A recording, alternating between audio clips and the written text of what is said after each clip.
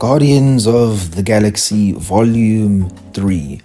This is the finale to the very great trilogy of the Guardians of the Galaxy series, and for me personally, I've thoroughly enjoyed these movies quite a bit, and throughout the tenure of the Marvel Cinematic Universe, these have tended to be a treat for me personally, as they're different from the general superhero formula, as it's a team dynamic and these aren't all powerful individuals that are easily able to solve the problems that they face.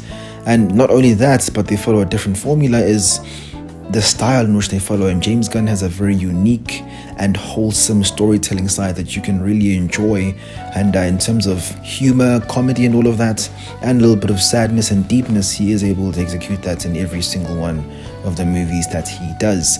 Immediately, what I want to get out of the way is that I feel that this movie was definitely negatively affected by the consequences and the decisions that were made by the Russo brothers in Avengers Infinity War and Endgame. I truly genuinely wonder how much the story would have changed if Gamora had not lost her memories, or if she had not died in the previous movie.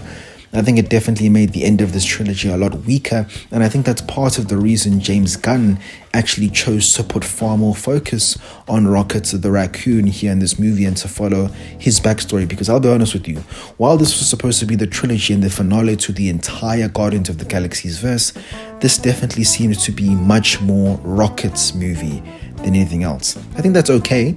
It was all right, because I was also genuinely interested to find out the origins of Rocket the Raccoon, but I'll be honest, I felt that I would have appreciated there being a little bit more development and more deeper analysis of the other characters other than Rocket. Rocket's an important part of the team, but compared to the others, I would have preferred if we got a little bit more.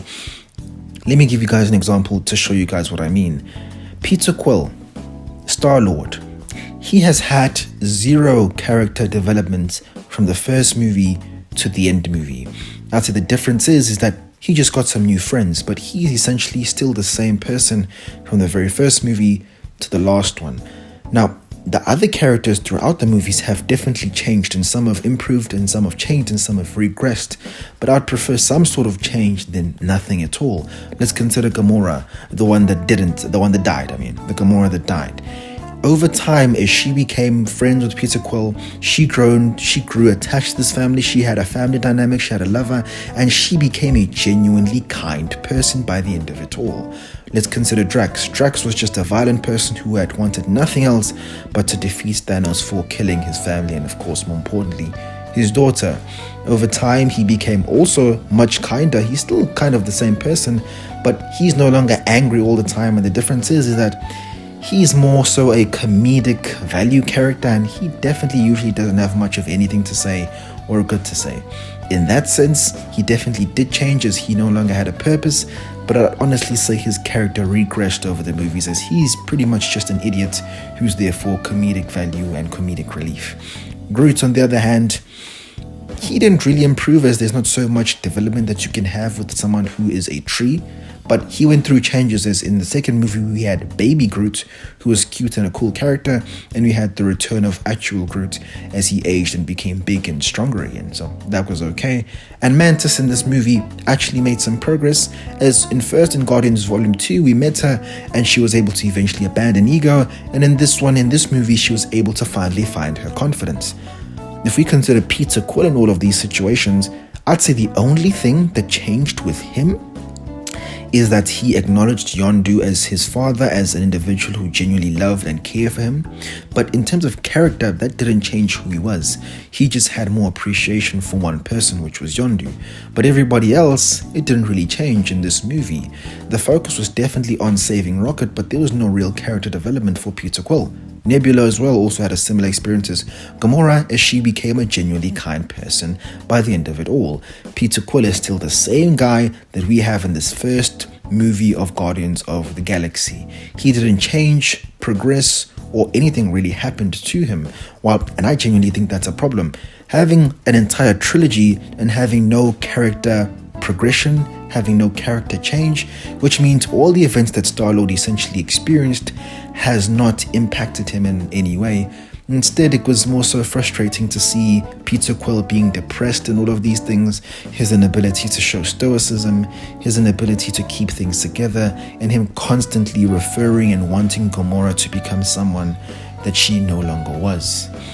I truly found that frustrating, and not everybody, not Peter Quill, doesn't have to necessarily be that cool, silent badass, but some sort of character development would have been appreciated. And when it finally does, by the ending, when he chooses to finally actually go back to Earth and finally faces demons, we don't really see much of a change. It's by the time the character development will actually take place, when he's actually there on Earth, the movie ends. So, yeah, for me personally, it was a bit disappointing, as this was supposed to be the conclusion of the trilogy. In terms of wrapping everything up, it was okay. It was okay. But those are just my thoughts on the directions that the movie could have gone and the things that it didn't do or wrap up by the end of it all. Now, considering the plot and the final villain that we essentially square up against, he is definitely captivating on stage. The final villain is definitely cool, interesting, exciting, a genius, and his powers are definitely formidable. And he definitely is not a good guy. Not at all. He is not a good guy. But the question or phrase or statement that I'll make is that he is only as bad as you want to consider him.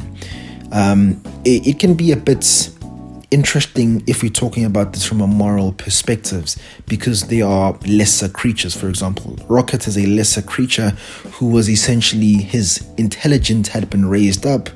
So how do we consider them to other creatures? What about the creatures that we eat? The meat, all these characters, creatures, cows, chickens, and all of these things. If they were to be given the intelligence of a human per se, does that mean that they are now on the same level as human because they have similar intelligence to us? Or do we continue to keep the same energy and continue to view them as lower life forms? Because while he definitely was not good and not kind to these lower life forms as he continued to creating these experiments and create civilizations, how does the way we view them change? Is it all based on their intelligence? Because in the very same sense, you could argue the animals that you kill for meat, they're essentially viewed the same. Just because they lack the similar intelligence, now they're lower quality, or we shouldn't value their lives. It poses an interesting philosophical question. But for me personally, he was not the nicest person, and I genuinely see him as a person who wouldn't have many qualms with killing humans or any life. He genuinely doesn't have a value for life in general. In terms of an experience, it was okay. If I'm being honest with you, this is probably the weakest movie, the weakest Guardians of the Galaxy movie out of all of them, just in my personal opinion, considering everything that was handled. They definitely carried the same style, and the things that they do, the goofiness remains in this movie. But in terms of just overall entertainment value, overall plot value, and the things that happen in this movie, for me personally, I would rate the previous two iterations to be a little bit more engaging and exciting than this ultimate conclusion. It's an alright movie and it's decent, but for me, it definitely it didn't blow me away. It's alright. It's alright. For me personally, I would personally give it a 6 out of 10. 6 or a 6.5 out of 10, just to be fair. Because I think 6 is a little bit harsh. I'll give it a 6.5 in total. 6.5 out of 10, and it's an alright movie. It's decent, it's solid, gets the job done, it wraps everything up. Me personally, it doesn't wrap everything up in the best way, and not everything that you would want covered in a finale of a trilogy to be covered, but it's okay. It gets the job done, and this is the way that James Gunn wanted to wrap up his story and with these characters that he cares so deeply for, before he completely assumes his role as the leadership of the new top guy at DC. So I'm interested to see how he'll take care of things over there. But yeah, this is definitely a decent and solid movie. It's alright, it's enjoyable. But if you're looking for something that's going to maybe top the previous Guardians of the Galaxy movies, this is not it. This is slightly below the quality that we've experienced. And maybe because James Gunn has told the story in this sort of way, it has less impact. Perhaps that's the case. But that's just how I felt about this movie. So tell me your thoughts down there in the comments. What do you think? Do you agree? Do you disagree with my take? And let's have a dialogue down there in the comments. Take it easy, gents.